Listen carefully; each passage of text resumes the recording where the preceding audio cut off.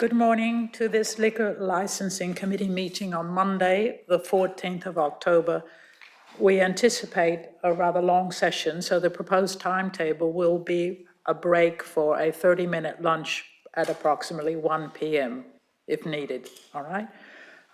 Please may I introduce the panel. I'm Councillor Janice Henwood, Councillor Paul Kenny on my left, and Councillor Lee Farron further along. So we start with the agenda is first of all to receive any apologies.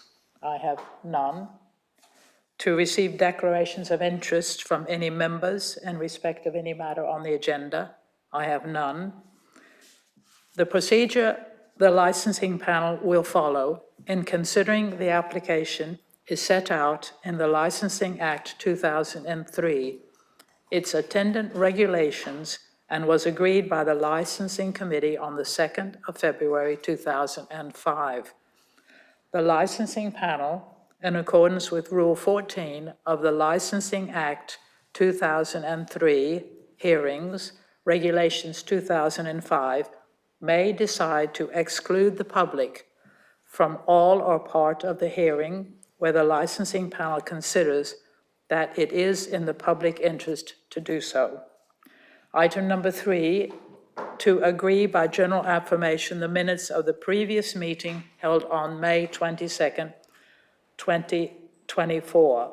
As members were not present, us as members were not present at the last meeting, and there was a different solicitor, I will ask our interim assistant director to confirm the minutes, and they will need to be deferred to our next available committee meeting for approval. Is that agreed, panel? Thank you very much. So we go on to item number 4, which is why we are here to consider an application for a new premise license. So I will refer to Mr. Bryan, who will take us through this application, please. Chair, thank you. Members, the report before the panel this morning is to enable the panel to determine an application for a new premises licence. An application pursuant to section 17 of the Licensing Act has been made by Mr. Stuart Gibson, who's a licensing agent on behalf of Given Brothers for the grant of a new premises licence at Bucklands Farm in Brantridge Lane, Balcombe. At this point, I'll highlight that Mr. Gibson is no longer acting for Givens Brothers, and Mr. Thomas Givens will be presenting for the applicant.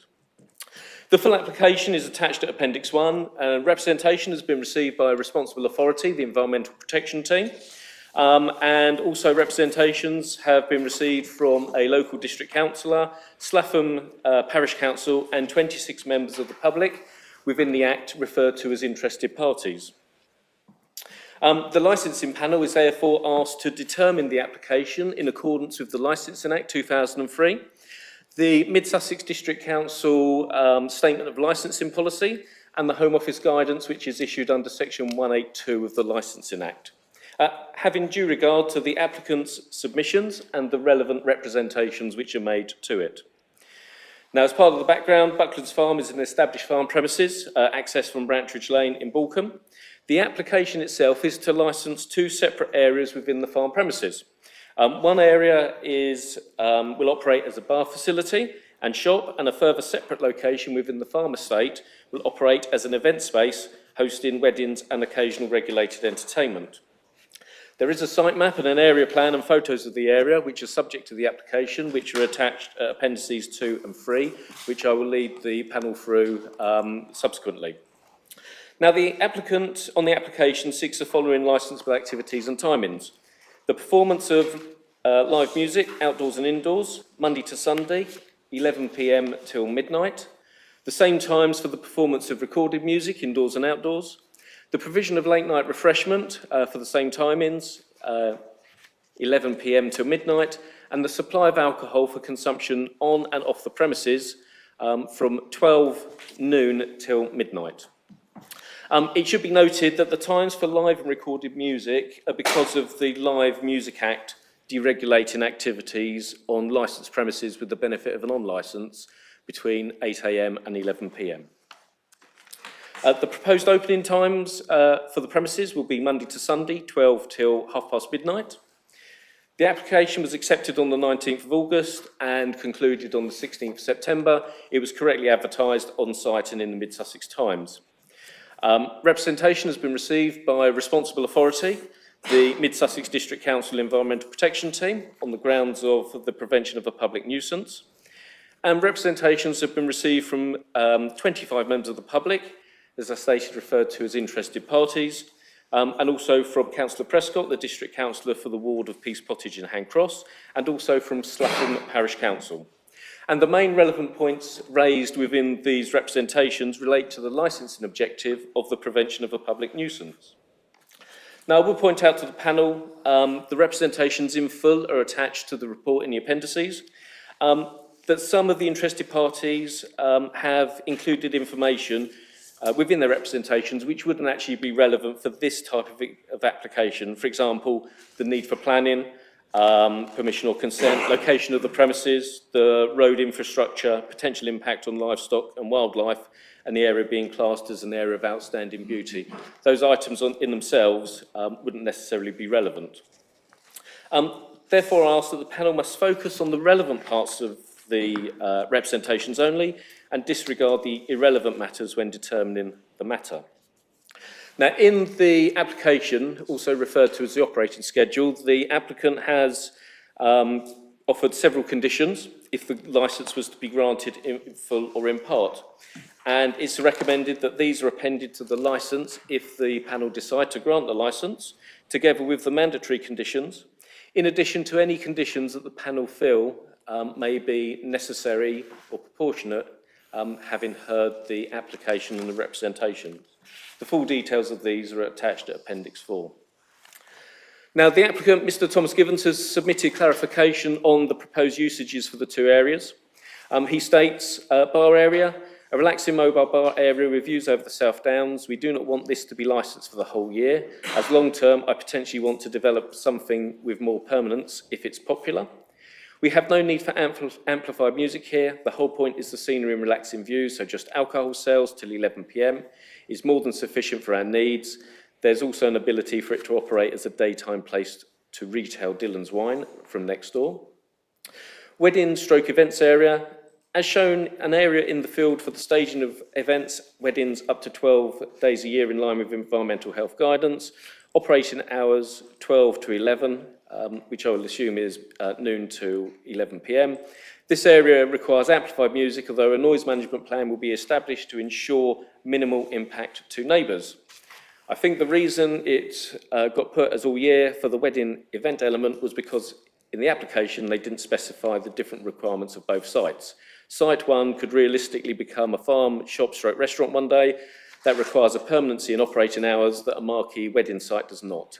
Although it's only a fraction as disruptive, I think that's the crux of the issues.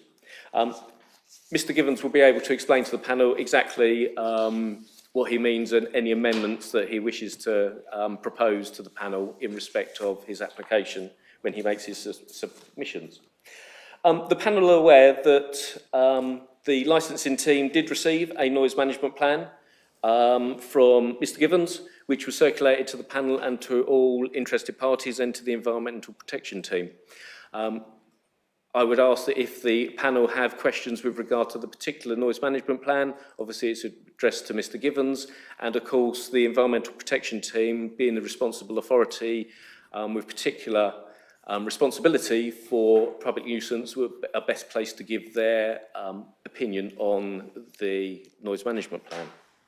However, following the submission of the noise management plan, we did receive a number of additional comments from the interested parties who've already made representations.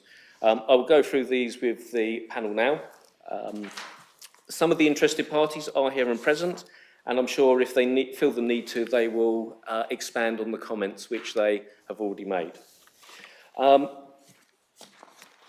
Susanna Bertelsen commented, she said, I'm in receipt of the noise management plan, Bucklands Farm, and wish to raise the following objections. The objection of the plan was to ensure that sound levels remain within acceptable limits as determined by recent sound tests while minimising disturbance to nearby residents. I would expect a sound test, in order to be valid, should be objective. impartial and carried out by an independent third party that follows an accepted and recognised testing methodology.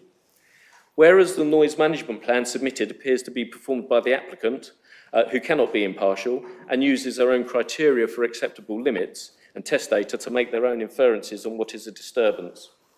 Further to my letter of the 8th of September, which is set out in the relevant appendix for that representation, as set out in the Noise Council Code of Practice, paragraph 3.2, the music noise should not be audible within noise-sensitive premises with windows open in a typical manner for ventilation.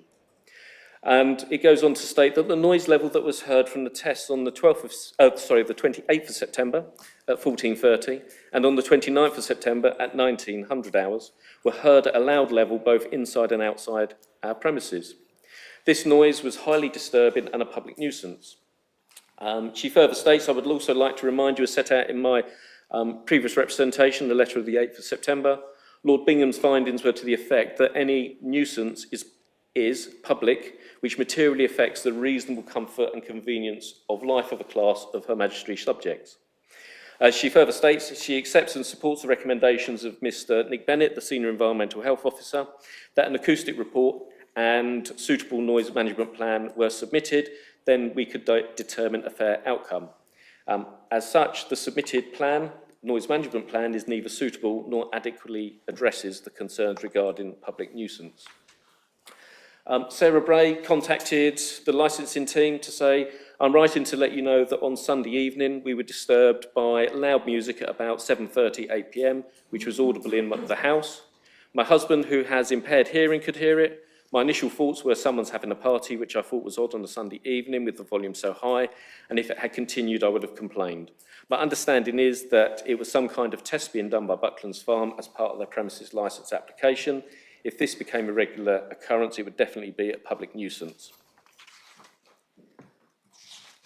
Charlotte Maxim contacted the council to say that she is quite surprised to receive only 5 working days prior to the hearing. This is in fact the receipt of the noise management plan submitted by the applicant. On which note, the report has not been, she further states this gives very little time for proper consideration or for affected residents to seek their own independent advice. On which note, this report has not been provided by an independent third party, nor has it been provided by anyone with any professional qualifications or prior experience in the field. Instead, it has been crudely put together by the applicant with no supporting evidence. As such, I would hope that those deciding on the outcome of this application will query the validity and credibility of this report. It has no merit and is a self-serving document entirely drafted by the applicant, who seems to be acting as judge, jury and executioner. The fact he has not bothered to seek advice from an independent expert demonstrates a complete lack of respect for the concerns of local residents. As I outlined earlier, obviously Mr. Givens will be able to explain to the panel exactly how the report was put together. Finally, Judith Bellon contacted the licensing team, stating that she'd like to submit some further evidence in respect of her objection. This isn't a new representation because it still deals with the noise management report which has been forwarded and her original representation regarding the prevention of a public nuisance. She says that on Sunday evening, 29th of September, I heard a burst of loud music coming across the valley. I have just been made aware that this was part of a sound test for the licensing application at Bucklands Farm. I did not make a complaint at the time because it didn't happen again. I do not know where it was coming from. I was on the phone upstairs with the double glazed window locked on a ventilation setting, and it was so loud I thought someone must be playing music in the living room downstairs. I only discovered afterwards it was coming from outside the house. I have a mobile phone recording of the sound, which unfortunately doesn't give an idea of the volume. I would find this level of noise very intrusive and would like this to be taken into account when the evidence for the application is considered at the hearing. Judith Bellon did in fact contact Acoustic South East, who are acoustic experts who did produce a report which was forwarded to all parties on Friday afternoon, including the panel. I don't propose to read the whole report because it goes on for a number of pages, but however what I will do is highlight the conclusion at point 6. where they state a noise management plan has been submitted, which consists of 8 pages. 4 of these pages relate to a hastily derived attempt to characterise the sound of the site soundscape at the residential locations. The remaining 4 pages offer bullet point suggestions on how noise might be mitigated. No noise report has been undertaken. There is no understanding of background sound pressure levels at the residents' locations which might be impacted by very noisy events from the site over the whole of the relevant time period. The methodology in sound propagation testing lacks sufficient detail to determine whether the noise management plan, and importantly the recommendations it makes, may be relied upon to protect residents. It is questionable whether the equipment used is capable of providing correct sound pressure levels to be relied on. For attended event readings, a Class 2 sound level meter may be used, but for attended and unattended surveys to quantify the site soundscape and noise propagation, only Class 1 sound level meters should be used. The assessment is therefore flawed, and the recommendations which follow are unable to be relied upon to protect neighbouring residential amenity. If the new premises licence is permitted without sufficient controls in place to manage sound, then it is likely that time and resources from Mid Sussex District Council, Environmental Health Department will be used in responding to potential noise complaints and potential statutory noise nuisance investigations. And they finally state, accordingly, it's strongly advised that committee members do not place any weight on the noise management plan submitted. Licensing consent, and more specifically a new premises licence, should only be issued by Mid Sussex District Council once a robust noise impact assessment has been carried out and a detailed noise management plan produced. As I said to the panel, the Environment Protection Team are best placed to advise yourselves as to the quality of the noise management plan which has been submitted, together with the comments which have been made by residents and the acoustic expert. Moving on, I shall deal with representations. There's representation from the responsible authority, the Environmental Protection Team, which are on the, in terms of the licensing objective of the prevention of public nuisance. Again, all the representations are attached in the various appendices. They state that the application fails to address the licensing objective of the prevention of a public nuisance. They point out it's contrary to the Mid Sussex District Council statement of licensing policy regarding the use of outside areas after 2300 hours, and that granting the ability to have unlimited live music or disco/DJ events in a marquee, which provides very little sound attenuation in a rural area with very low background noise levels, is likely to adversely affect residents and is not in accordance with the above objective. They do note that if the application was amended to remove the additional hour, and if an acoustic report and suitable noise management plan was submitted, which adequately address the concerns regarding public nuisance from live and recorded music, then it's possible the licence conditions could be used to secure a more satisfactory outcome for the applicant. Councillor Prescott, who's the District Councillor for Peace Pottage and Handcross, has made representations on the same grounds. His representations have been made on behalf of constituents who have contacted him with their concerns, and the representation relates to the potential effect of increased noise nuisance from events held at the venue on residents as a result of any grant of the licence. Slaffham Parish Council make similar representations. They're concerned that there's an absence of specific detail and management plans surrounding noise pollution, and they state the application raises significant concerns about potential noise disturbances, and hosting unquantified events till midnight poses a substantial risk of increased noise levels late into the night. They point out that disruption is likely to affect local residents, potentially leading to sleep disturbances, a decline in the quality of life, and moreover, without clear noise management strategies, there's a risk of excessive and uncontrolled noise that could exacerbate these issues. Given the lack of detailed specifications and management plans in the application, it's challenged to assess how these concerns would be mitigated. They urge the licensing authority to carefully consider these points and ensure that any potential licence is subject to stringent conditions which adequately address these issues. I'll now go through the interested parties' representations. There are a number of interested parties who are here who wish to give their representations and amplify them as well. So in some respects, I will just be summarising what's in the main body of the report, which gives the interested party if they wish, the opportunity to give further detail. Mr Bentley makes representations again on the prevention of public nuisance. All the representations are in regard of this licensing objective.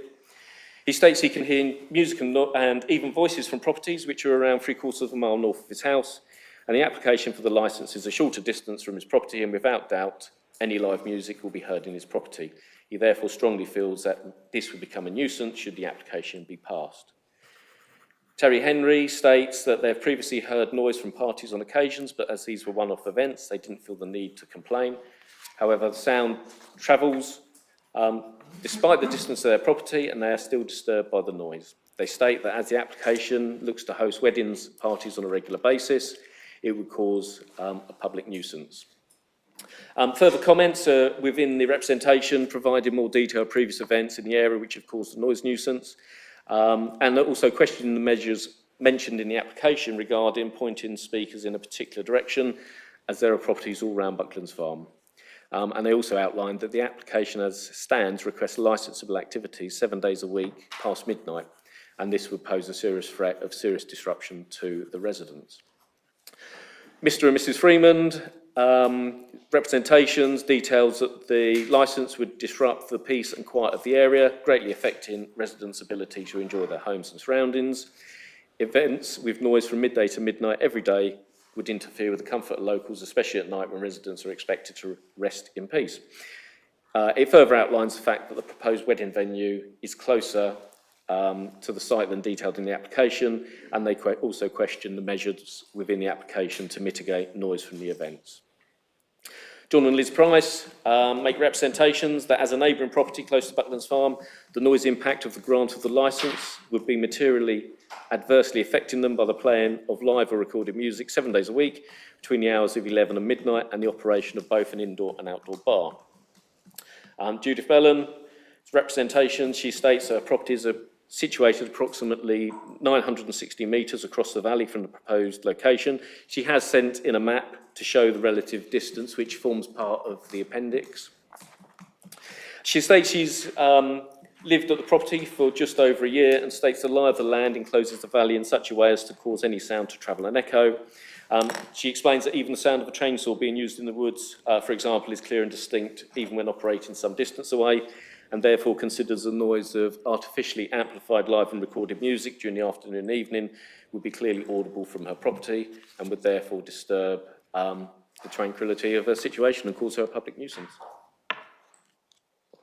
Susanna Bertelson, who made the additional comment in regard to the submitted noise management plan, makes representations on the grounds of prevention of a public nuisance. The representation is attached and accepted in full, and is attached to the report. In summary, it outlines in detail that the objections are based on the premises being located in a rural location, as well as the inadequacy and lack of measures the applicant has volunteered to mitigate these issues within the operating schedule of the application. The panel would have seen that the representation outlines the legislation and guidance that are relevant to the application, and the potential impact of the licensable activities taking place at the premises. Reference is made to stated cases surrounding public nuisance, and the nuisance should also be considered in the neighbourhood context. The hours of operation and stated frequency and late night duration of activities will seriously impact the enjoyment of their home and surroundings. Carol Harrison's representation relates to the potential effects of late night noise, both traffic and people, live and recorded music, which would cause a nuisance to her and other properties. Jodie's Rich's representations outlined the location of the event area in relation to Ditton Place, and the fact that if events were permitted as per the application, every day from midday to midnight, there would be no respite for local residents from noise nuisance. The representation and comments on the number of properties within 1 kilometre of the venue, and also highlights the lack of measures to prevent noise nuisance. Marion Vincent makes similar representations, and the representation is in respect that noise would emanate from the farm, from the licensable activities would cause a public nuisance.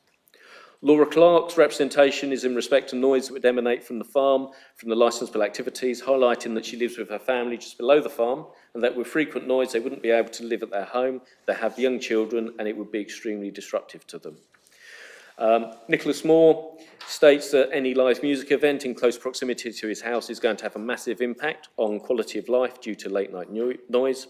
He details that he has long work patterns, which normally means he has to be in bed at 10 p.m. And he feels that he's unlikely to get a quiet night's sleep with the activities in the licensed area. He also outlines noise and lighting from sound amplification systems and related entertainment, together with any generators required.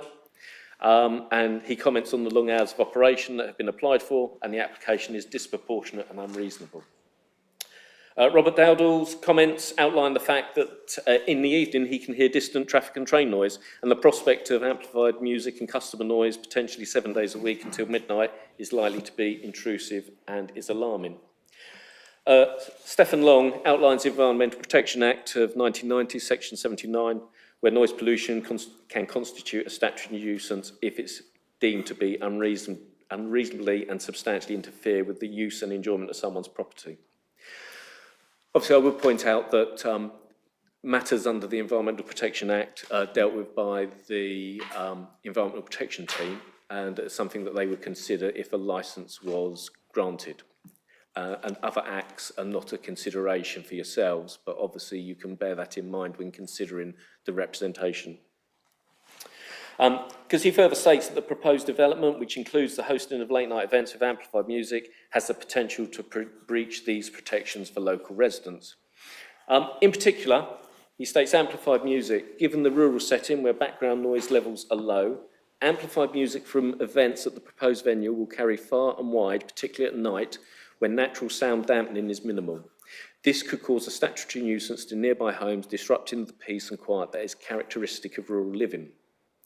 In respect to late night activities, the proposed operating hours for events which are likely to extend late into the night raise serious concerns. Residents, particularly families with young children and elderly, will be adversely affected by loud music and noise from attendees. This noise would severely impact their ability to sleep and enjoy a restful environment, which could in turn affect their health and well-being, and is supported by numerous studies on the negative impacts of sleep deprivation. Mr. Long further outlines the potential of public nuisance on himself, the effect of it, of himself and his family and other residents, and concludes that the rural location is particularly vulnerable to such disturbances, and the introduction of late night events with amplified music would undoubtedly lead to a negative impact on residents' quality of life. Mr. White raises a number of issues, in particular the proposed licensable activities, which include loud music, customer noise and extended hours of operation, which would significantly disrupt the area, and strongly objects to the ability to play live music from 8 a.m, 11 p.m, 7 days a week. He makes further comments, in particular reiterating the noise pollution from any events held at Bucklands Farm is of a major concern. Loud music and celebrations will disrupt the peace and quiet of the surrounding rural area, which would significantly impact the well-being and quality of life of our clients and those of their neighbours. Kim and Susanna Myrie outlined the location is in a quiet rural area where noise from events can be very clearly heard and are disturbing. They know from past experience how far noise from large events can travel. They state that such noise levels on a regular basis would cause immeasurable nuisance. The proposed premises licence, which is expected to include loud music and extended hours of operation, would cause significant noise and would be a serious nuisance to us and our neighbours, which we believe is unacceptable.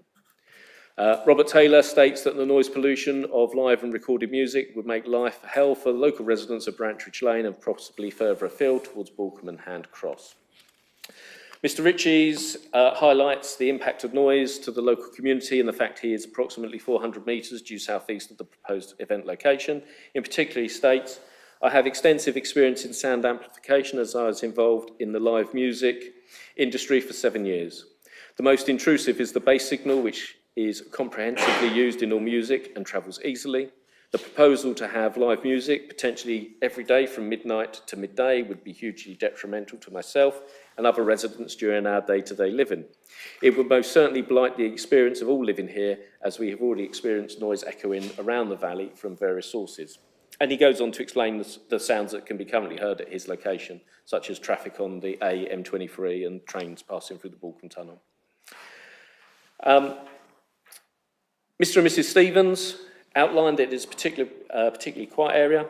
It's highly likely that any music and event commotion will reverberate throughout the area. They comment that previous one-off events have taken place a further distance away and caused a noise nuisance. They state it's adequately evident from one-off events which have taken place in the area over greater distances where there is a strong demonstrable evidence that such noise projects and amplifies in all directions to a level where it is detrimental to enjoyment of the home. This is due also to the fact that the area has generally low background noise. In the past, such one-off events have been tolerated, but now to be faced with the potential that the internal community will be affected by potentially daily disturbances cannot be permitted. Neil and Melanie Wakeham particularly outline that the location of the proposed licensed mobile bar near the farmyard is on the top of a hill and sound travels far and wide. From our garden, we can clearly hear horse riders talking when using the adjacent field and sand school during the day, so are concerned about the possible impact of having larger gatherings of people and music planned at this location, potentially up to midnight, 7 days a week. This would impact us in particular due to the close proximity of our property to this location, which is approximately 300 metres. They state that previous events which have taken place caused a public nuisance through noise, and they highlight the potential frequency of the planned events and likelihood of public nuisance being caused on most summer weekends. Sarita Premley and Israel Joy make similar representations. Their representations are accepted in full, outlines in detail concerns surrounding noise generated by the events, lack of mitigation measures in respect to noise from music at events, and the fact there's a very low background noise. They state it would not be possible to point speakers away from nearby properties. There are properties in all directions, and this is not an effective mitigation to monitor all noise-sensitive properties at hourly intervals. The other stated mitigations are addressed as being insufficient to deal with the potential nuisance. You'll see in their representation they set out 7 reasons as to why the mitigations offered within the application are insufficient and would not be effective. Gemma and Adam Wiseman make representations which are accepted in full. They outline that they consider that the proposed hours of operation are wholly inappropriate for the location, and the site of the proposed bar is visible from their address. The extended hours and amplification of sound would emanate from this area with people drinking and music potentially until midnight, 7 days a week. They have similar concerns surrounding the event site, which is directly across from their property. And they highlight that the prevailing wind currently being from the southwesterly direction, they can hear traffic from the M23. They state that noise pollution from music at night has already been an issue in this area.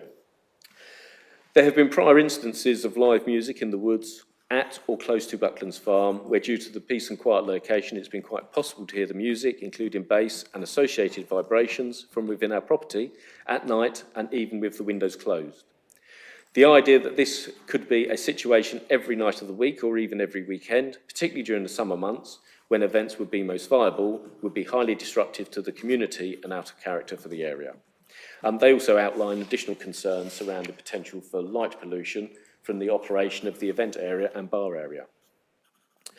Mr. Jackson's representations focus on the fact that the proposed location is situated on high ground with numerous properties located less than 1 kilometre away. He outlines that noise travels far and wide, and the nature of the application would significantly affect the peaceful enjoyment of those living in the area. He outlines that with the timings for the application, alcohol consumption, enhanced levels of noise, associated generator noise for such events, staff leaving late, guests leaving, and noise relating to clearing up by staff in the hours later than the event finishing will mean that noise pollution and public noise nuisance will be wholly unacceptable. He notes the suggested mitigation involving music for such events, but doubts its effectiveness given the circular position of properties to the area. Sarah Bray states that she's trustee of the High Beaches Garden Conservation Trust, and she obviously outlines that the garden itself, as members may well know, is known for its peace and tranquility, and details the opening hours for visitors to the garden. She points out that the event site is likely to have to use generators that are noisy. Noise travels a long distance due to the topography of the area and the high beaches. It's possible to hear trains on the London to Brighton line and music events some distance away. To have events on a regular basis would be a significant nuisance to her and other residents in the surrounding area and represent a real disruption to the enjoyment of her home and would in addition detract from the enjoyment of members of the public visiting the garden. Bella Armfield highlights that she lives nearby and notes a proposal for late night music. She outlines that this would drastically affect the people who live in her building. She states that she works very long shifts, including at the weekends, and would not want to be disturbed at night by loud music, especially until midnight. She states that sound echoes all around where she lives as there is a small valley beside the building. Charlotte Maxim states that granting a licence for alcohol sales and late night operation would undoubtedly lead to significant noise and disruption, which would adversely affect a large number of local residents. She comments that they've previously been able to hear music as far away as Cookfield, which is circa 4 miles away. She states that Givens Farm is a matter of a few hundred metres from the closest property, so any music and late night noise would be very audible and intrusive. In respect to the mitigation in the application, she comments that the applicant states they will ensure that all music speakers are directed away from residents and points out that this isn't possible in practice as the area is surrounded by several properties on all sides and therefore doesn't agree that the proposed mitigations will lessen the negative impact on residents. Her comments include a statement that personally for us it would mean that sitting outside our garden during the summer months would regularly have a backdrop of music and associated noise from the venue. We have 3 young children, so would need to keep the windows shut during the night, which can be very uncomfortable during the warm summer months. Joe and Paul Roche highlight the application is for 2 outside licensed areas, providing licensable activities to midnight, 7 days a week. They comment about the lack of mitigation for light pollution. They state that the venues are all outdoors and will have a huge impact on local residents, including themselves and neighbours who reside in all directions. They further highlight the quietness of the area and the disturbance previous events have caused. They comment on the mitigation measures which are mentioned in the operating schedule, and they state they're insufficient or impractical to enforce. They state that the applicant suggests actions to prevent public nuisance, speakers to point away from residential properties. This is impossible as there are residential properties in all directions, ours being approximately 600 metres from one of the venues.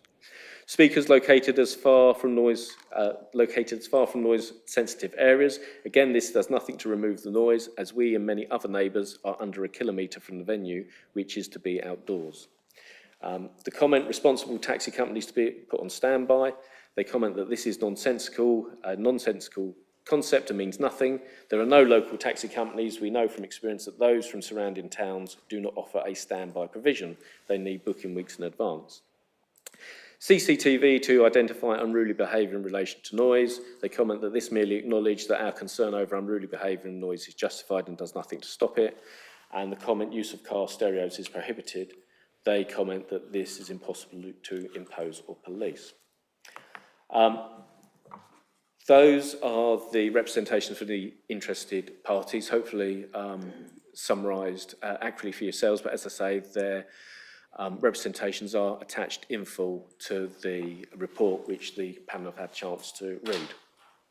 Now, the policy context is that the licensing panel must determine the application in accordance with the Licensing Act of 2003, your own statement of licensing policy and the guidance issued by the Home Office under Section 182 of the Licensing Act, whilst having due regard to the applicant's submissions and the relevant representations made by all parties. Section 18 of the Licensing Act sets out the legislation in respect of the determination of an application, and if you have any questions in respect of the legislation itself, obviously you direct those to your legal advisor. I would only point out that at subsection 3, that it states where relevant representations are made, the authority must hold a hearing to consider them. At subsection 3b, having regard to the representations, take such steps as mentioned in subsection 4 that you consider appropriate for the promotion of the licensing objectives. And subsection 4 states out that the steps are: 2, grant the licence, subject to the conditions mentioned above, modified to such extent as you consider appropriate for the promotion of the licensing objectives, and also to add the mandatory conditions.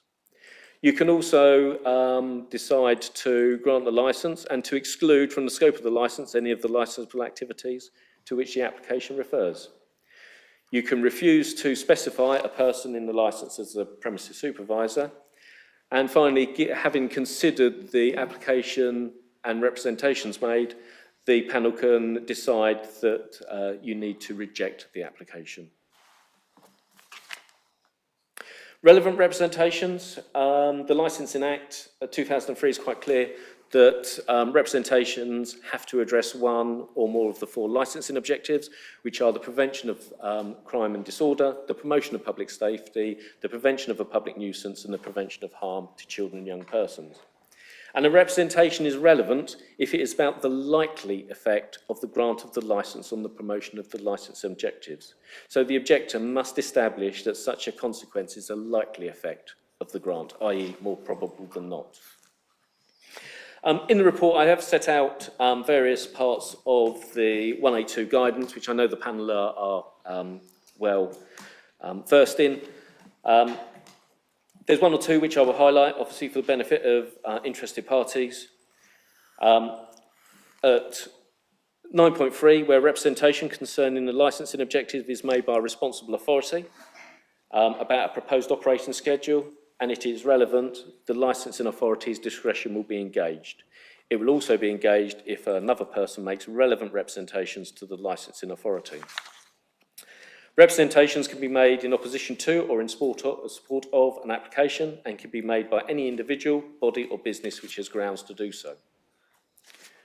9.4 sets out when a representation is regarded to be relevant, and again highlights that it has to relate to the likely effect of the grant of the licence on the promotion of at least one of the licensing objectives. 9.5, it's for the licensing authority to determine whether a representation, other than a representation from a responsible authority, is frivolous or vexatious. In essence, it's up to the licensing authority to determine whether to accept representations as valid and relevant from interested parties. And at 9.9, the guidance states it's recommended that in borderline cases, the benefit of doubt about any aspect of representation should be given to the person making that representation, and the subsequent hearing would give an opportunity for the person or body making a representation to amplify and clarify it. And as a matter of practice, licensing authorities should seek to focus the hearing on the steps considered appropriate to promote the particular licensing objective that had given rise to the specific representation and avoid straying into undisputed areas. And a responsible authority or a person may choose to rely on their written representation, which has been provided to you. They may not add further representations to those that are disclosed to the applicant prior to the hearing, but they may expand on their existing representation and should be allowed sufficient time to do so within reasonable and practical limits. 9.42 of the guidance quite helpfully states that licensing authorities are best placed to determine what actions are appropriate for the promotion of the licensing objectives in their areas.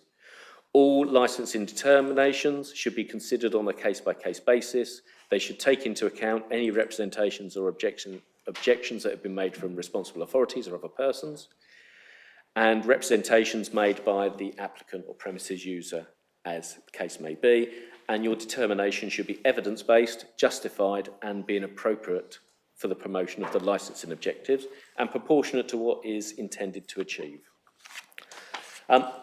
Further on in the report, the Mid-Sussex District Council Statement of Licensing Policy, the relevant parts are set out in respect of activities in the outside after 11 p.m. And in order to provide licensable activities, they must be conducted under the authority of a premises licence. The final decision made by the licensing panel in this matter is subject of appeal to the Magistrates' Court by any party to the proceedings. And if we turn to the appendices, as stated, Appendix 1 is the application form, provides a plan of the premises. If I could ask the panel to head to Appendix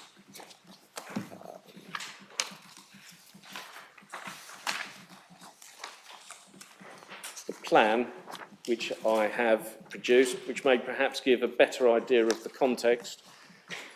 So, on the top of the plan, you have the red marker which marks the farm premises. The bar area is just to the south of the red marker in the field there. The proposed event area is then to the southwest, just running on the side of the track which runs from the farm down in the southwesterly direction. You'll be able to look at the plan from the applicant to correspond the two areas. Appendix 3, there are a series of photographs I've taken of the area. The first photographs demonstrate the farm entrance and the Brantridge Lane. You then have a photograph looking back from the bar area towards the farm entrance, and the area where it is proposed that the bar area will be. Obviously, currently it's just fields, and so the panel will see the rural area of the location. Those are on the next pages. On page 49 of the report, there is photographs of the proposed event area, which again is just a field area as indicated in the plan. If the panel are minded to grant the licence in full or in part, there are a number of conditions which are Appendix 4, which I would ask that the panel consider adding to the licence, in addition to any conditions you feel that, additional conditions you feel that they are proportionate and necessary. And the rest of the appendices relate to the representations which have been made by the various parties, which I've outlined in the report. And that's the report in front of the panel this morning. Thank you. Thank you. Thank you, Mr. Bryan. I'd like to just clarify a few things before we proceed. First of all, the Acoustic Southeast report was received on Friday, but the panel have agreed that we will consider it. All right. In addition, if I could outline the procedure to make it a bit clearer, because we have a lot of representations, and Mr. Bryan has read out the representations orally, but the normal procedure would be that we would give the applicant and our environmental officer and interested parties an opportunity to address questions to Mr. Bryan, and we would also have an opportunity. And then the next would be, we would hear from our applicant, and likewise the same procedure, we would have an opportunity to address questions to the applicant, and then we would have address from our environmental leader, and we would have opportunities. The last item will be, we will invite interested parties to address us. Now, we have a lot of interested parties. I now wish to limit the interested parties who can address Mr. Bryan and Mr. Draycott. So obviously the applicant, and I feel like Councillor Prescott, and a legal representative, if you have any legal representative as an applicant. I believe that would be acceptable to limit them now, because there were an opportunity at our last session for any interested party to address us. Is that correct, Solicitor? Yes, unless there are specific questions for the applicant. So if they have specific questions to ask the applicant, they can always go through you. You can put it to the applicant, so you can't stop them from asking him questions. You see what I mean? Through you. No, we're not prohibiting any questions to be asked. As our solicitor has said, you can address any questions through me. But we begin by the applicant addressing any questions he wishes to Mr. Bryan, please. Would you please introduce yourself, applicant? I think it's Mr. Thomas Givon. Are you the applicant? Oh, yeah, hello? Okay, hello. Yeah, yeah, hello, how's it yes. You may now address any questions you wish to Mr. Bryan. You've just heard the report. Well, yeah, that was interesting. Obviously, in terms of questions, I don't think too much, because obviously we've already talked about this in depth, me and him, and I sort of know where most people are coming from. Obviously, my main objective has been to let's use words. Basically, I found that the way the application was put forward in this was not representative of what we were after. I think the vast majority of the representations heard object to the idea that we were trying to set up some sort of 24/7 operational rave venue. Sorry, Chair. Yes. Sorry, Chair, if I could just interrupt. Yes. I think Mr Givens is now going to explain his application to yourselves, which is No, going a it's little not. bit in front. So if possible, if anyone has any questions to me in respect of the report which has Thank been you. produced, and I can answer those. And then obviously we've turned to Mr Givens and he'll be able to detail his application. Thank you, Mr. Bryan, yeah. Yes, sir. I'm Nick Moore, I'm one of the interested parties. Just in the report, what aspect has the council done for public safety? Because I think it was quite clear to me anyway that, I was objecting, and I am objecting on the grounds of being a prevention of a public nuisance to me and my family, and I think that's probably the gist for, I think we've had an hour, you've had an hour of local residents, I think you're making it pretty clear, I think their feelings, certainly mine, but I just wonder what the council are doing on fire safety, electrical circuitry, all those bits and bobs that obviously quite important, the other ones, because I suspect, for example, you've got prevention of crime and disorder and protection of children from harm, and I don't understand really, has anybody looked at that yet, those sort of, in what I consider to be just equally important as public nuisance, but I haven't heard from the council or anybody about that, am I wrong? If I can explain, the application, when it goes out, it goes to the police, who've made no representations in respect to crime and disorder. It goes to the fire authority, who've made no representations in regard to fire safety. There are regulations under the Fire Safety Act which requires to have a fire risk assessment at the premises. That isn't something which would be included in the premises licence, but it's because it's covered in other legislation. So those aspects have been considered by the relevant responsible authorities. It includes child protection at the county council, but there's been no representations from them in respect to this particular application. Hence, that's why we're just looking at public nuisance. Thank you, thank you. Any other questions to be addressed to Mr. Bryan? Yes, sir, your name, please. Stephen Long. So, Mr. Bryan, thank you. I think you did a great job of summarising my very long email, so thank you for that. Thank you for that. You did miss off, just in terms of representations, the day after I heard the loud noise that transpired to be part of the noise testing, unbeknown to me, I had no idea there was any kind of testing going on, but I did write to Environmental Health to complain about a noise disturbance at our house. Mr. Long, that's something that you can raise and obviously point out when you make your representations in regard to it. Some emails with regard to the noise went to Environment Protection Team, some emails went to the licensing team, and so hence I wasn't privy to all of them. However, if you've got any aspect that you want to raise when you make your representations, those are the sort of things you can outline. Yeah, thank you. I think it is to address questions directly to what Mr. Bryan has said. You will all have an opportunity, which I clarified later, to put your representations forward. So if we can just restrict ourselves directly to Mr. Bryan's comments.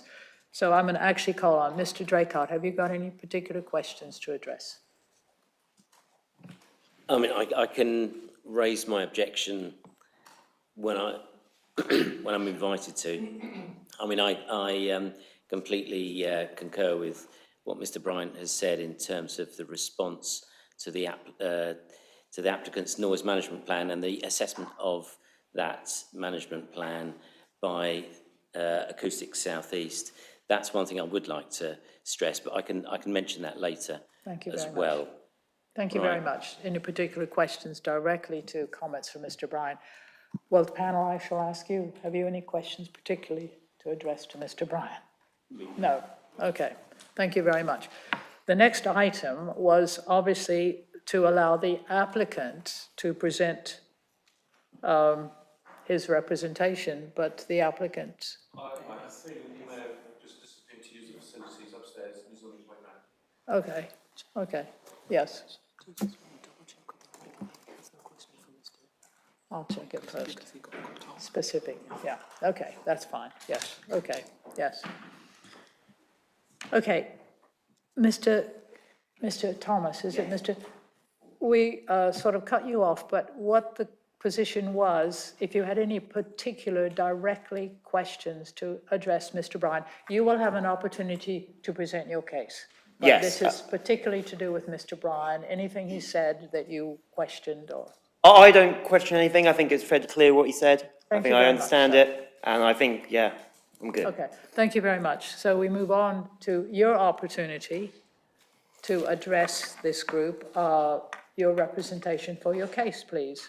Well, okay, so my general position is, so ultimately we are a farm. As you probably all are aware, farming is kind of rubbish and isn't really a viable business in this day and age. So ultimately the requirement for us, as the government has pushed, is diversification. Now our options for that are basically either industrial or hospitality. My personal opinion is the least disruptive path for us to take is hospitality, rather than thousands of vans and stuff driving around or like industrial stuff. In terms of nuisance, hospitality provides a far lesser footprint on the local area than any alternative route.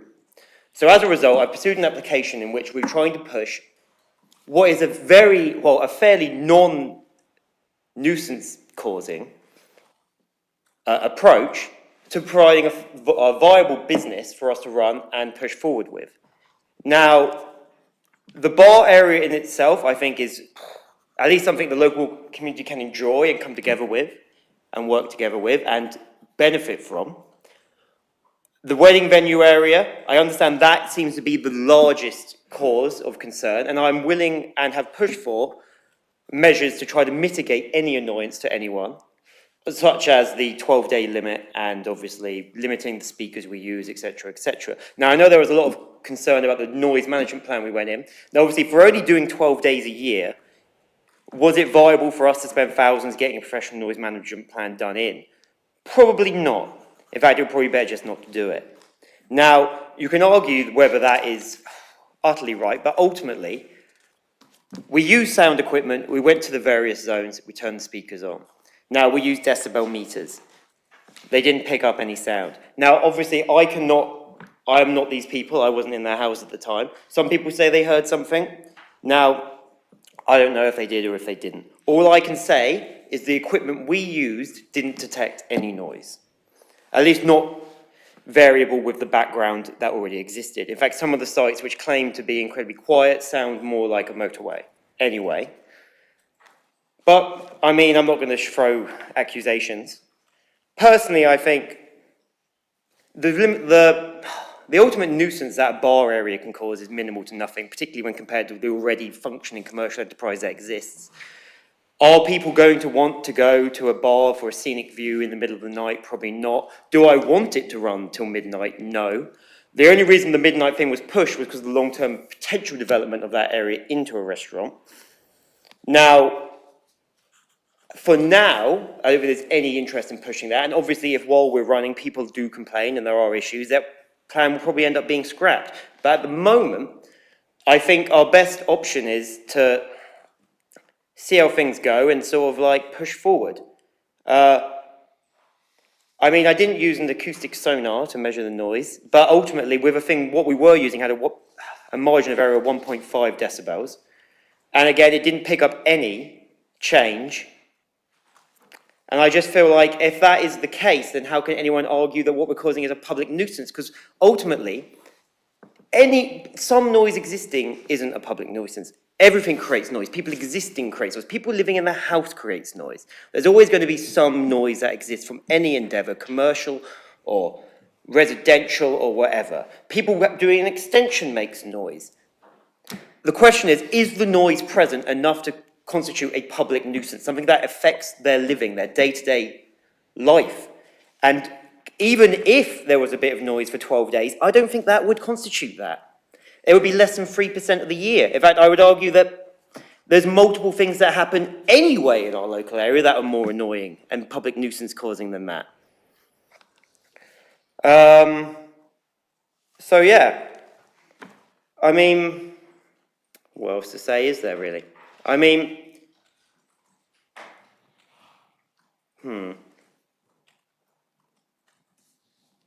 Well, yeah, I mean, ultimately, that is my point, really. I guess I'm just saying that I don't think what we're doing is something that is as bad as people are making out. I think there's been a lot of worry, and I think the way the application was represented, where it was like 12 to 12, and it looked like we were trying to set up some sort of like rave venue, I think that did cause a lot of concern, but that wasn't my intention, and it wasn't what obviously I didn't do the application, we hired that Stuart Gibson man, and he just sort of asked me, what hours do you want? And thinking about the sort of restaurant area, I said, 12 to 12. But that wasn't what I wanted.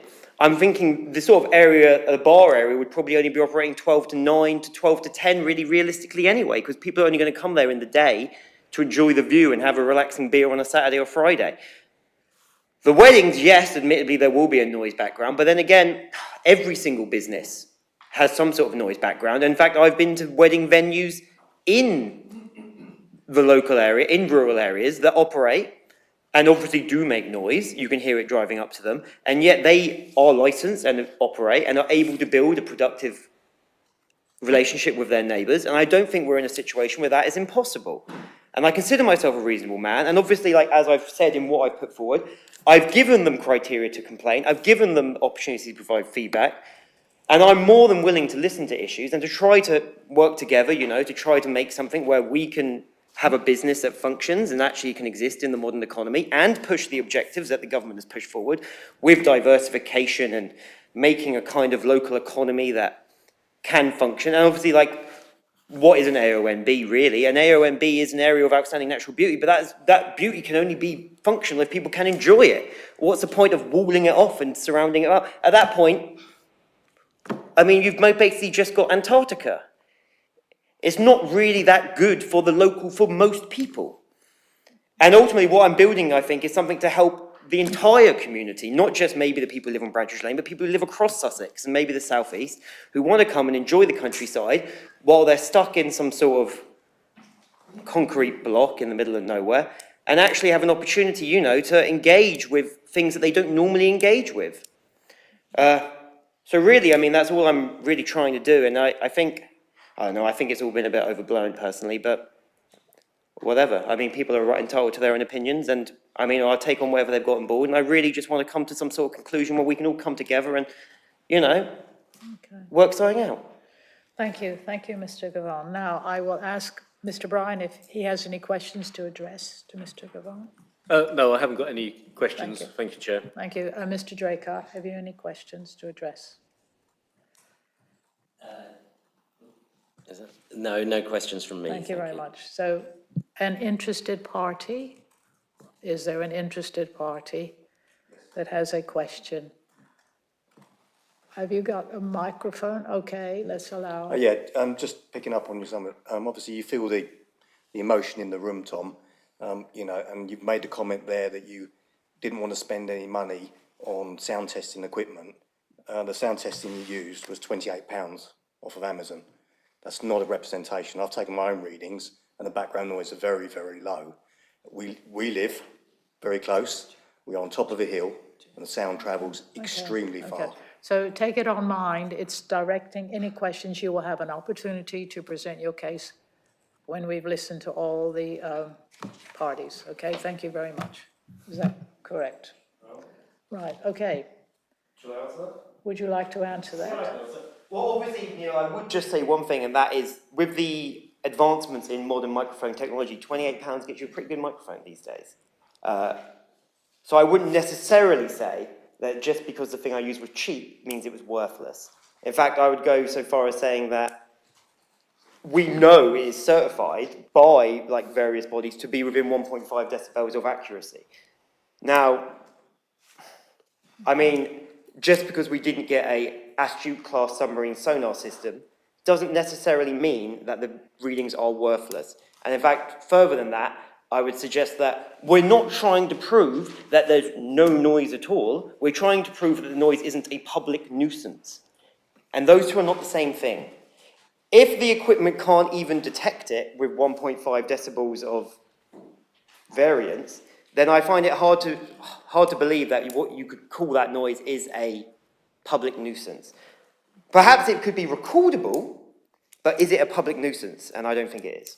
Okay, thank you very much. So questions directly to do with the Worcester Don't present your case necessarily, but a question directly to do. Yes, ma'am? Your name, please? Hello, Sarita Bremley. Hi, Tom. Tom, I had a look at the map that you put in, the noise report. I'm curious to know whether the noise was monitored from the area that's circled or from the actual residence. So, for example, with Ditton Place, the area circled is at the entrance of Bantridge Lane, and Ditton Place itself is actually a little bit quite a way up that road. So could you clarify whether you measured at this circled area or actually at the specific residences? We did it at the circled area. Because that was where I could sort of go, without sort of trespassing around. I did ask for obviously permission from other people or where I had rights of way to do my other testing. Obviously at your road, we didn't pick up anything. And I think it's unlikely that a sound would go from 0 to a public nuisance in the maybe 200 metres to 150 metres between the road and your houses. Obviously, it's not in my interest to make up the information, because if I did, all that would happen is you would immediately all complain, prove it to the council, I would immediately get shut down. So there's not like it's in my interest to like manufacture things or misrepresent, which some people I think did sort of push a bit, because ultimately I'm just setting myself up to get kicked down the line, and I'm not that stupid. Okay, thank you. Thank you very much. Thank you. Is that a satisfactory answer, please? You had the one question, ma'am. It's good to clarify that you didn't measure actually at Ditton Place, which is a place that has many, many residences on both sides of the building, with the further side being closer to the site. Could you explain why you didn't also monitor at some of the residences on the other side of Bantridge Lane, such as Peacocks and Bantridge Lodge? Peacocks and Bantridge Lodge we didn't, because we did the readings in the yard, which obviously is sort of in between the two, and we didn't pick up anything there. So it was deemed irrelevant to go further away, unless the sound was going to go over me, which I think isn't how sound works. Okay, thank you very much. Is it a question to do with Mr. Gavon? I'm interested, is it a question, sir, with his presentation? Oh, yeah, no, I've already had lady from the back, the gentleman in the front. Yes, in answer to the comments that Mr. Gibbons made, from my experience, there's a well-tried and proven way, if you're making an application of this importance, to ensure that you do get a professionally constructed acoustician's report, so that everybody has a full understanding on day one, including Mid-Sussex District Council. I'm quite surprised that you elected just to use actual sound and measure it at the exterior of where you want to do the work. That's not the normal way of doing it. Excuse me, if it's a question, you will have an opportunity. Yes, sir. Well, yes. Why did you elect not to have a professional acoustician to carry out a proper survey and submit it with your application? Initially, because I wasn't recommended it by the man I hired to do the work. Why didn't I do it afterwards? A mixture of, I didn't think it was necessary for the 12 days we're doing. Again, if I was setting up a yard which was operating 365 days a year, I think it would warrant it 100%. For 12 days, I don't know. I think it's a bit over the top. Okay, thank you very much. I think that answers the question. I think we've had sufficient. You will have a chance to present your argument. It's a question. If it's a specific question. Yes, sir. If it's a specific question, yes, sir. Hi, my name's Israel Joy. Tom, you've spoken about 12 days, and I just want to clarify the nature of the business in relation to that. I'm imagining that 12 days would be 12 weddings, and I imagine that weddings happen on Saturdays, predominantly. I'm assuming that there's a wedding a week, which means that that's 12 weeks in which every Saturday throughout the summer, we're going to be having noise. So it's every Saturday night for 3 months. Is that accurate? Personally, that's not actually down to me. That's down to what people who want to do the weddings want. They might not want a Saturday. Obviously, that's a possibility. But then also you could have 12 days in summer where people are doing all-night crop harvesting. Do you know what I mean? I don't think noise for 12 days is particularly nuisance-bearing, particularly when you compare it to your alternatives commercially.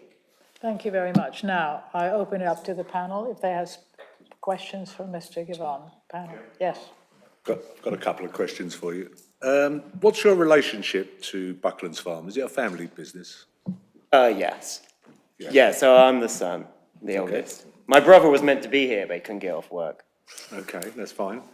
And you want to set up the shop with Dillon's Wine? Yeah, they're next door. They're next door. Do you have an agreement with them or in principle? Yeah, well, I've talked to him because obviously he wanted somewhere where he could sell his wine and such roadside, because obviously he's sort of down, if you look at the geography, he's down Tanyards Lane, which is perhaps one of the worst roads in the world.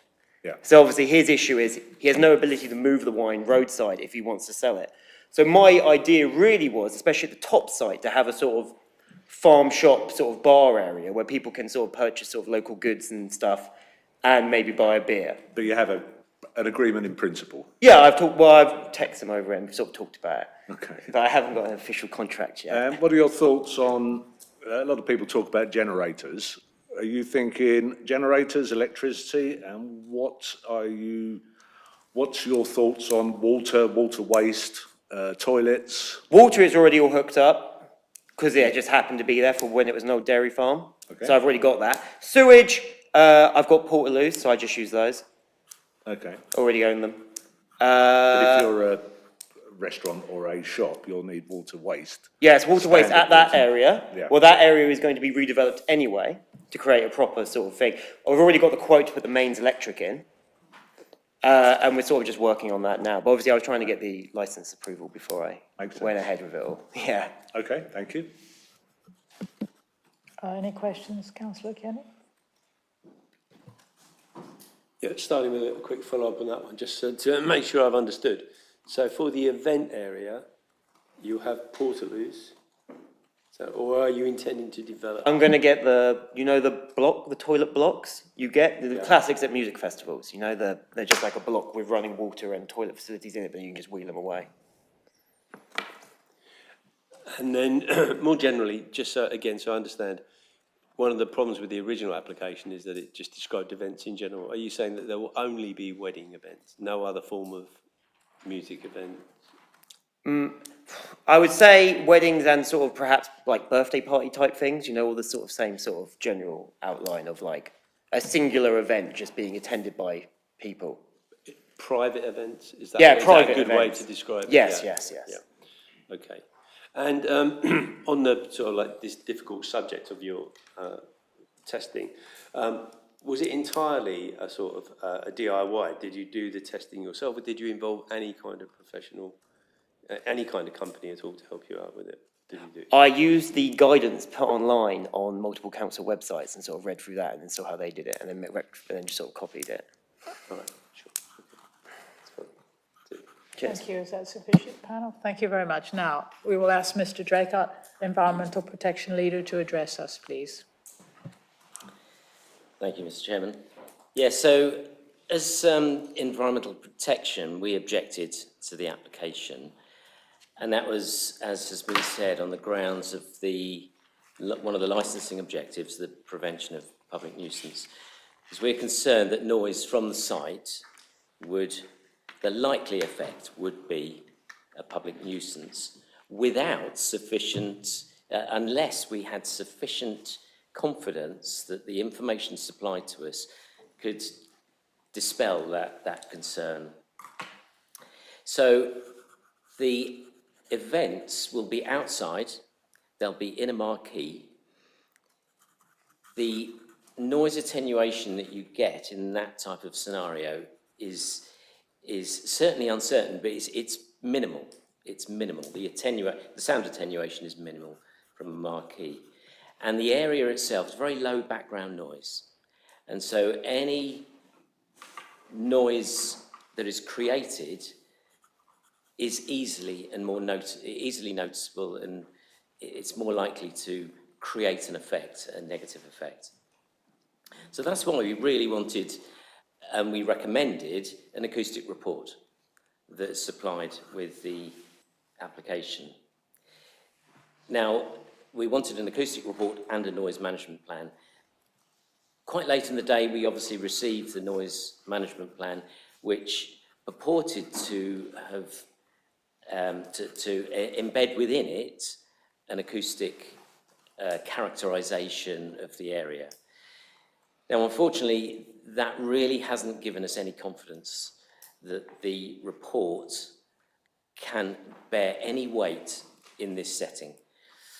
There's a British standard, and it's a British standard that is based upon the description and measurement of environmental noise. Now this, what we see in front of us, does not meet that standard. It's a British standard 7445, and it just does not meet that standard. So it leaves us with that big question: what is the impact going to be?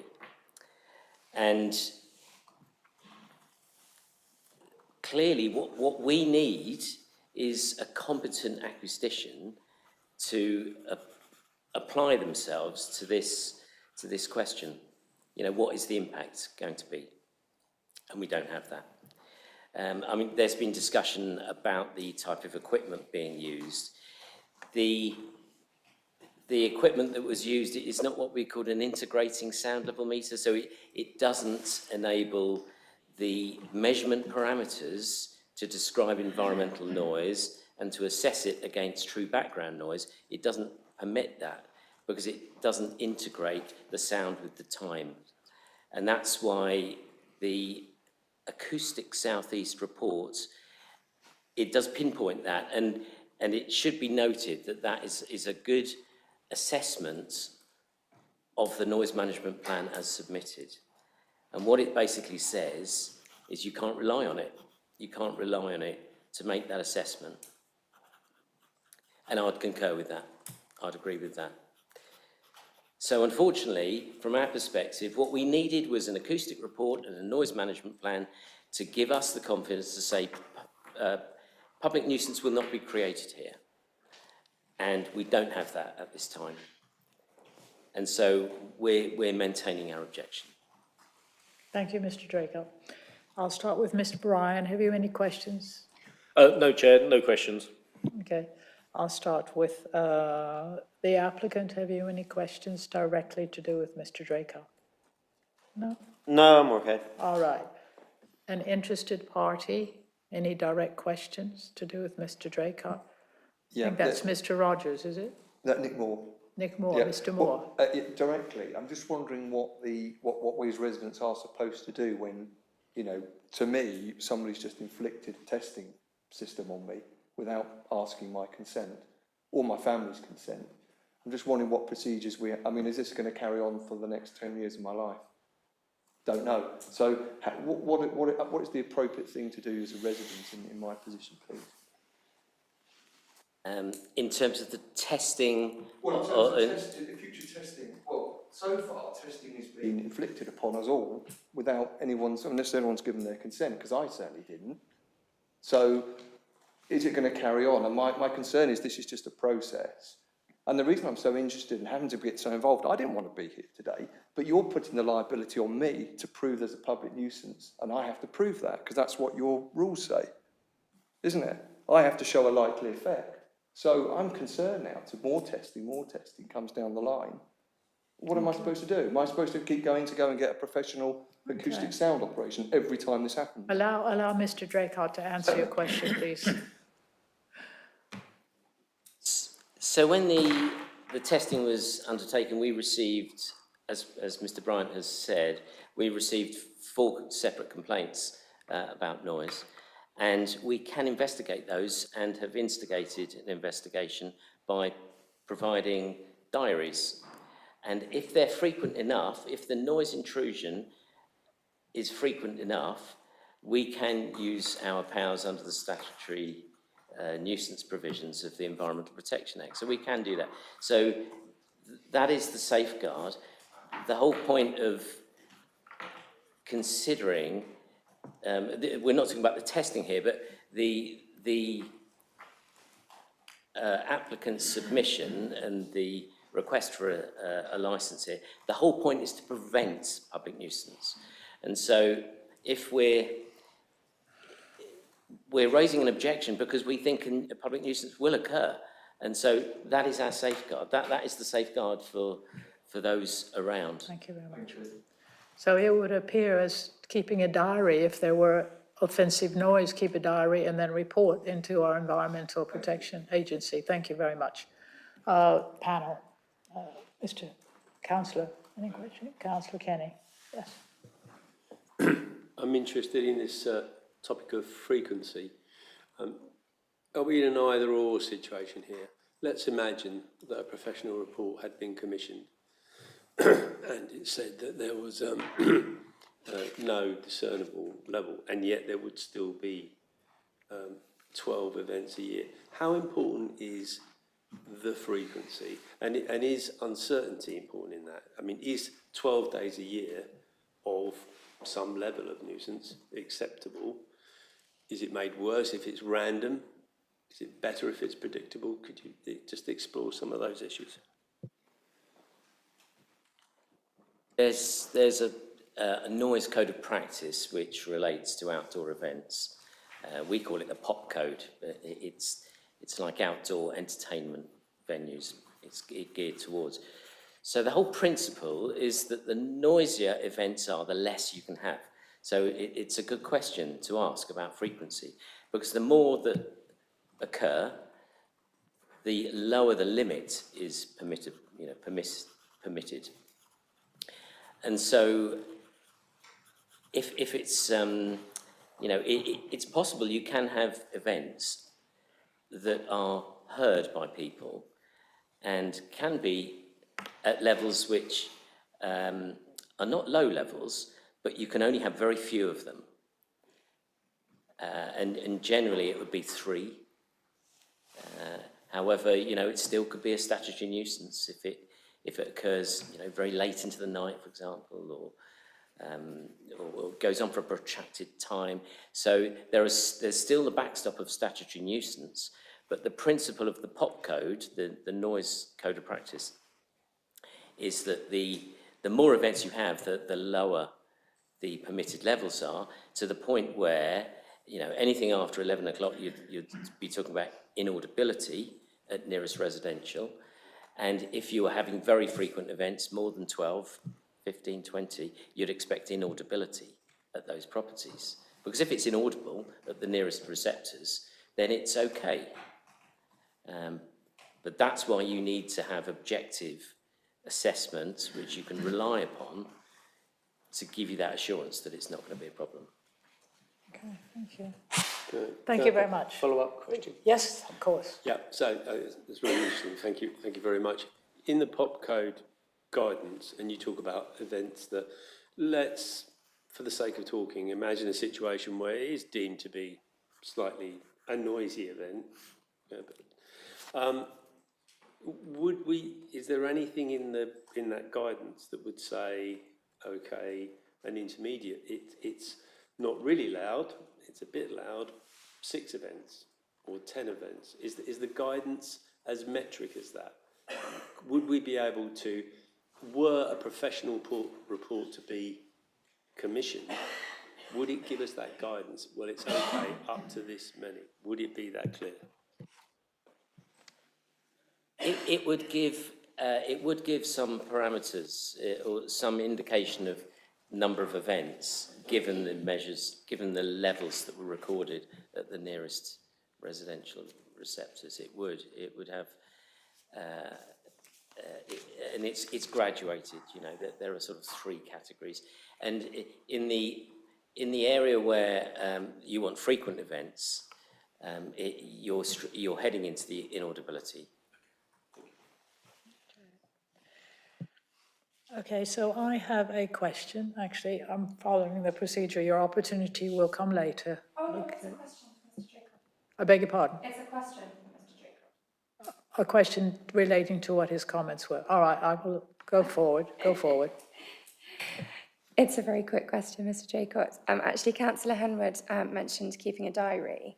My father lives at Old Jarrett's farmhouse and I'm at Cripps. And when I was growing up, I lived at Old Jarrett's farmhouse and we did take a diary of stuff that we could hear.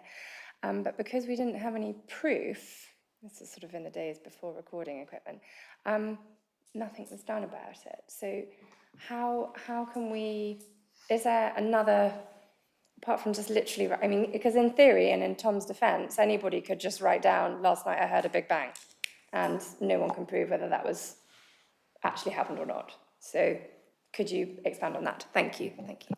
Good question. So the diary itself, it enables you to log down the date, the times when you're affected, what you heard and the impact upon you, and it forms a witness statement. You're signing to say that this evidence is correct. So I would encourage everyone to obviously to complete it accurately, but that is usable evidence. Thank you very much. So, a question, yes, sir. You've spoken about the frequency of events and the relationship between that and noise and how that would then bring your agency into action. I'm curious about whether the number of complaints that happen on one event has an impact on the actions that you would take as well. It would corroborate the evidence, I guess, but we would act on one complaint. So it may add some bulk of evidence, but if somebody is experiencing a statutory nuisance, even if it's just one person, we've got a duty to act, so we would act. Okay, thank you, thank you. They are good questions. I think for all of us as public citizens, we should be aware of our opportunities and what actions we should take. I do have a question though. How much confidence have you got in Acoustic Southeast's assessment of the noise management plan? Yes, I've read the report by Scott Castle, who's a member of the Institute of Acoustics. I've read many of his reports in the past, and he's a good acoustician and a reliable, source. And I would say you can rely on, with some weight, on his assessment of the noise management plan. Thank you, Mr. Draco. Right, well, that's our officials. Now, interested parties have an opportunity to present their case. I think that's the next procedure. And after, if you can be succinct in what you present, and remembering that Mr. Bryan, Mr. Draycott, the applicant, Mr. Gvon, and us have an opportunity to ask you questions. So if you could be succinct, I don't know in which order we want to take this. I have a list. Please, would you make sure tell us who you are, your announcement, please. I have a list here of interested parties. If I address you and call out your name, but you would please identify yourself if that's correct. So the first on the list is Miss Judith Bellum, if you are here. Yes, ma'am, if you'd stand, well, no, you can't stand up, we won't hear you. You've got to speak into this speaker. Yes, Miss Bellum, if you'd like to present your case. Would you like to present your case, Miss Bellum? Yes, I'd like to thank everyone here for the presentation of the case so far. I think that all the points, obviously I'm not bringing anything new today, all the points that I had to make have been covered, which is that I do think that it's likely that there will be a significant noise disturbance at our property, which is situated just across the valley from the Bucklands Farm. As we've said, I'm not happy with the current noise management plan, in particular with the disturbance that we experienced as part of the sound test. And so I'd just like to reinforce my concern about this and the impact that it would have in a very quiet rural property of noise of this type. So thank you very much That's, Thank you. yes, that's all I have to Thank you say. very Thank you. much. So yet again, I have to open the opportunity for Mr. Bryan if he has any questions. No, thank you, Chair. And Mr. Gavan, if you have any questions. No questions? Mr. Draco? Panel? All right, so let us proceed to I have on my list, Arena Global Management. Is there a representative here from that organization? Okay, well, we'll go on. The next is Mr. Max Furman, who's speaking on behalf of Sarah Bray. Yes, hello. Mr. Furman, yes. I'm Max, so I'm Sarah and Jeremy's son-in-law, so I'm here representing them. They are very concerned about the noise potential from this. So that the concern is twofold. Firstly, for them personally, but also the High Beaches Garden. My mother-in-law is the trustee, one of the trustees. So the disturbance would be to them, but also to the visitors of the garden. That could have a material impact on the financial security of the garden if people are put off coming, which would prevent us from continuing to conserve the area. So there are concerns there. I do want to raise a specific point just around the testing that was done and the kind of quote-unquote High Beaches location in this test bears no relation to the actual location of High Beaches House or the garden, which are both considerably further from the road and closer to the source of the noise. So I just wanted to make that point, which kind of adds further weight to the quality of that test. Thank you, Mr. Furman. Thank you. Mr. Bryan? Mr. Draco? Mr. Gavan? Any questions? No? No, panel? No, thank you very much. Let us proceed. I have Mr. Edward Bentley who is observing. Is he here today? No? Okay, thank you very much. Mrs. Sarah Bentley? No? Okay, thank you very much. I'll proceed to Mr. Adam Wiseman. Is he here? Okay, thank you very much. Mrs. Wiseman, is she here? No? Okay. We have heard from Mr. Bryan these reports that people have sent in, so it's not as though they will go unnoticed. Okay, thank you very much. Mr. Robert Taylor? Yes, Mr. Taylor? Yes, I took this opportunity to read the criteria for granting the application for the licence, and ostensibly it comes down to the noise breakout from whatever Mr. Gibbons is going to do.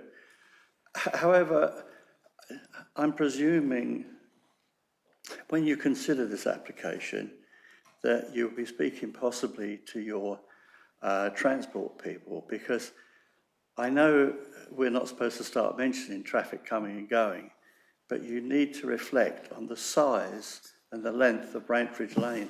It's single lane traffic.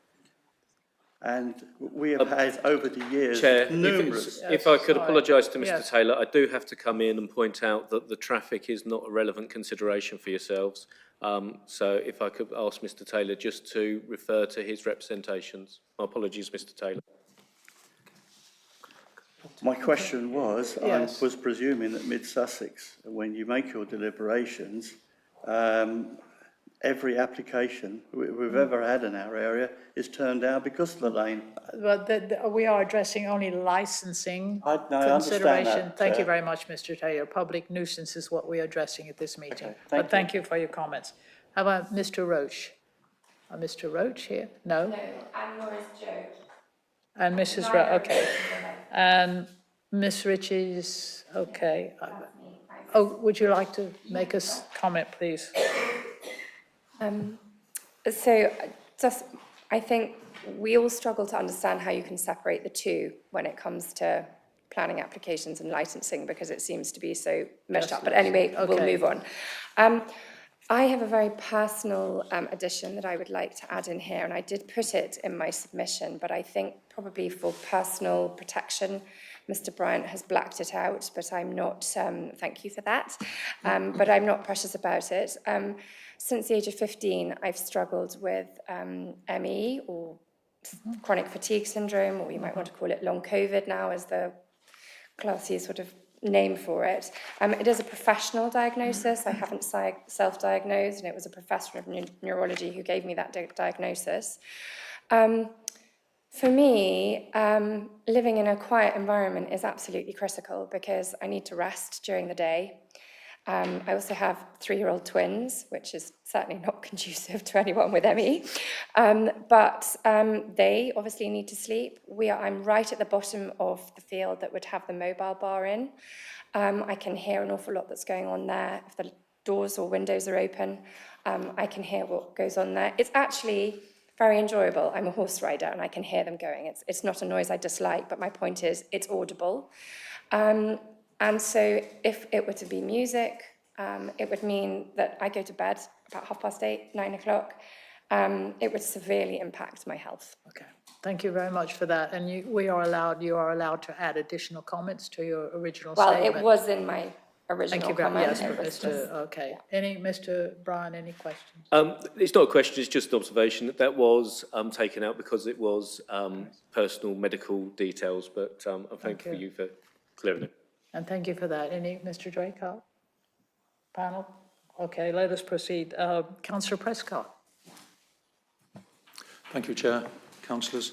I'm here today as the Ward Councillor for Handcross and Peace Pottage to object to this licence application on behalf of my constituents and neighbours of the applicant's property. This application is ill-conceived and not welcomed by the immediate neighbours and those constituents of mine, particularly those on High Beaches Lane, the B2110.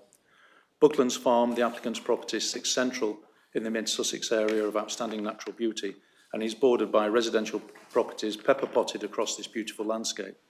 I'm objecting to the application on the grounds of public nuisance and particularly noise pollution. The noise management plan submitted in support of this application is anything but. It is inadequate, poorly constructed and fundamentally flawed. The noise management plan, and it really is a travesty to suggest it is a plan, recommends pointing speakers in a northwesterly direction to minimise the potential of the sound travelling towards residential properties. There is no account made for weather, barometric pressure and the underlying geography of the land.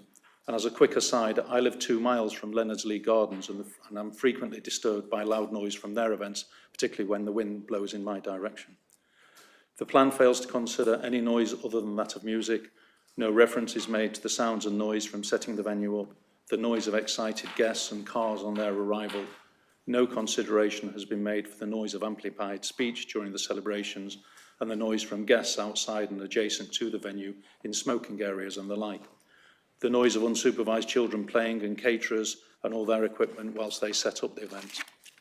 No consideration of the impact of fireworks, which are an all too common occurrence at weddings and which can have catastrophic consequences to domestic animals, wildlife, inducing stress and behavioural patterns that can have irrecoverable and detrimental effect on the local wildlife. Finally, no consideration of the noise and disturbance departing inebriated guests would make. Public nuisance can also extend to light pollution, and again, there is no reference as to how this would be managed and controlled. The countryside is a fragile environment, and uncontrolled noise and light pollution can disturb the fragile balance. Many neighbouring properties have domestic pets, horses and other livestock, and the granting of this licence would be extremely stressful for them and remove the quiet enjoyment my constituents and the property neighbours currently enjoy. I would specifically like to reference High Beaches Gardens, which are to the northwest of the applicant's property and are renowned for the peace and tranquility of the visitor experience. This will be threatened if this licence application is approved. Visitors to the garden frequently comment on Google reviews that the peace and quiet they experience in the gardens is a major factor that enhances their visitor experience. The increase in activity that the granting of this licence would facilitate for this site does also raise safety concerns for individuals travelling to and from the site and for my constituents and the property's neighbours going about their lawful business.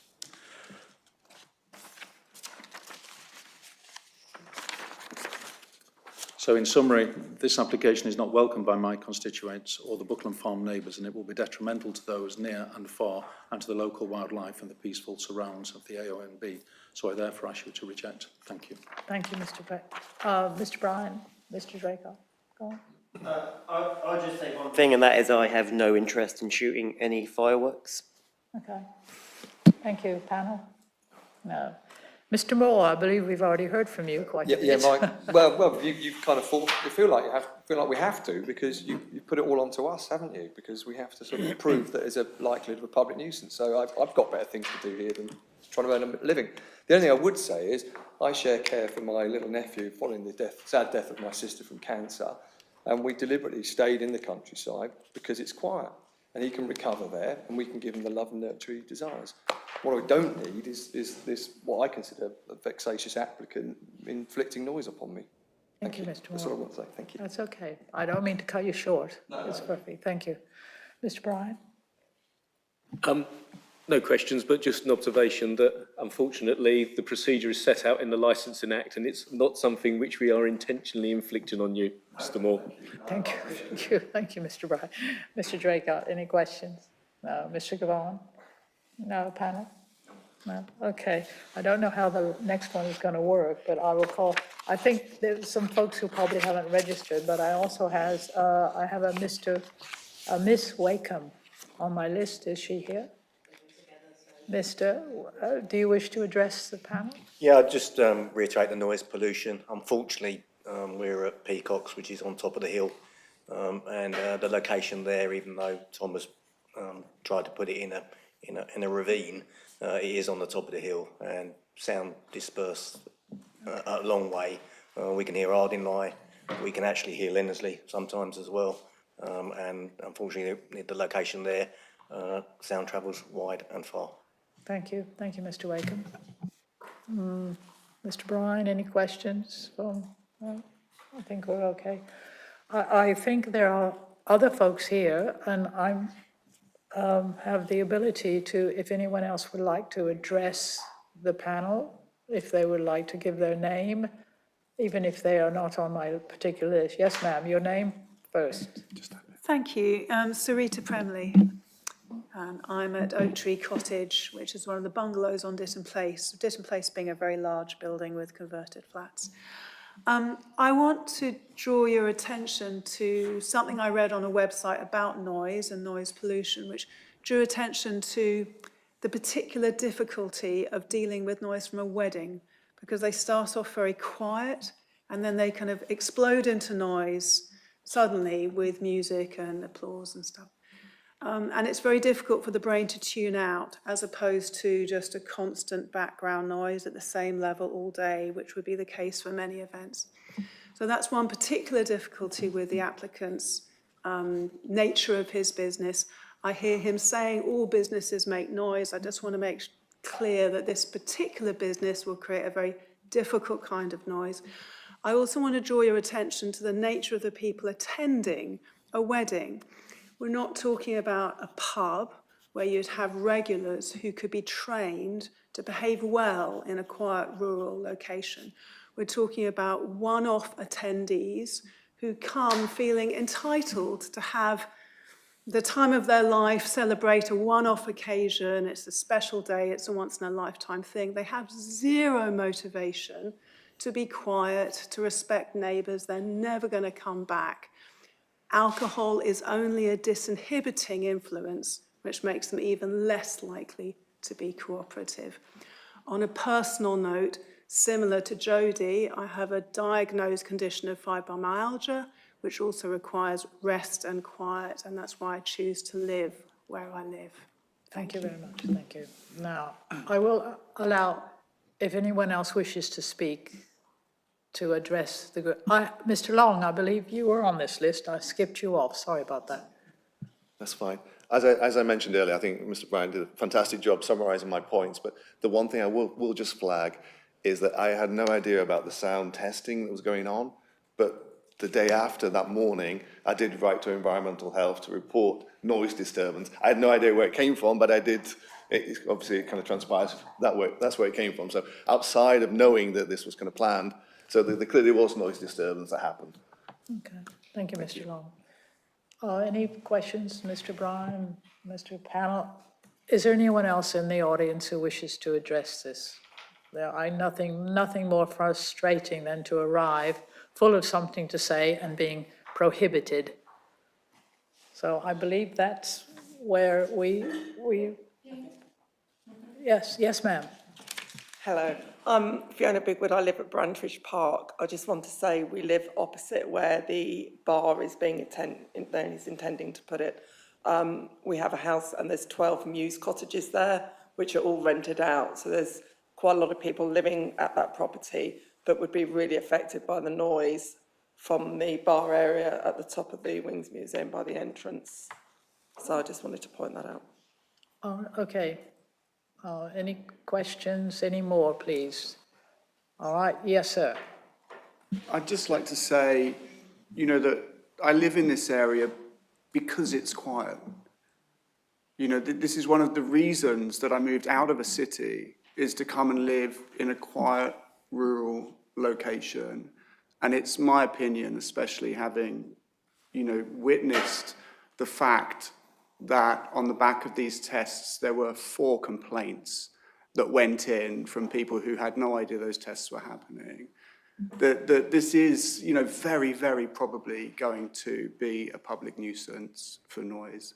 And I really, really don't want to be affected by that in my life, because I've made that decision and choice to live in a quiet, rural location. Thank you very much. Thank you very much. I believe, actually, Mr. Gavan, you do have an opportunity to sum up, if you wish to say anything more. Well, yeah, I'd just say ultimately, I was born here, so I didn't choose to move here. I just sort of grew up. So I didn't make a conscious decision to move somewhere that was quiet. I just lived somewhere, and then I built a business where I lived. So I kind of feel like, it's not really relevant if you move into somewhere that you can dictate the rules.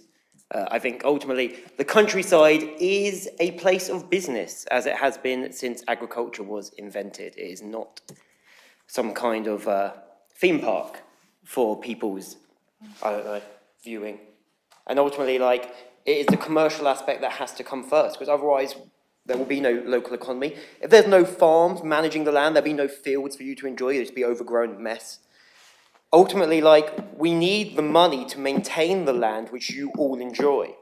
And you might have to suffer some nuisance, but ultimately we're taking the cost of maintaining the entire countryside so you can enjoy it. And I think there has to be some sort of give and take, and I just feel like, I don't know, I feel like I'm being a bit told it's my way or the highway, but ultimately if we don't have the money to maintain it, none of you will be able to enjoy it. It won't exist. It will just be either housing developers buying it up to develop it into houses, or just unattended, messy fields full of rubbish. That's just what I feel, but whatever. Cheers, guys. Thank you. Thank you very much. Now, panel, have you any more questions? I've got one, a very small, very specific question, just to Adam.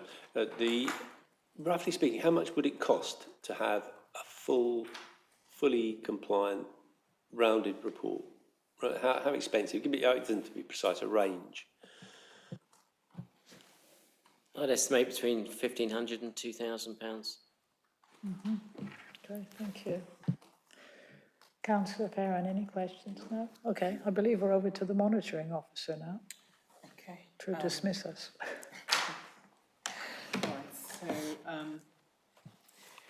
So we're going to take a break so that the panel can deliberate. And we're moving away into another room and everyone can remain here, or you can go into the town and come back in maybe an hour or so. But we won't start without making sure everyone's back in the room. Thank you. Thank you.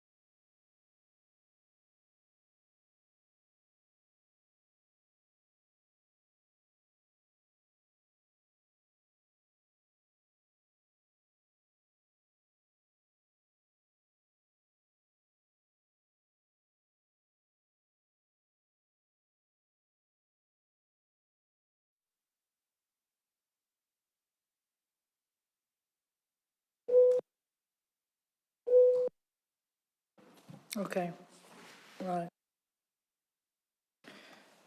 The panel has considered all the evidence presented to it, both written and oral. On the careful balancing of the evidence, the panel has no option but to reject the application on the grounds that the applicant has failed to provide an adequate acoustic assessment and noise management plan that confirms the level of noise and mitigation plan for such noise. The environmental officer, who is an expert, retains an objection due to the inadequate acoustic assessment and a mitigation plan. Therefore, the panel is unable to reach a contrary decision. This ends our meeting. Thank you for all of those attending.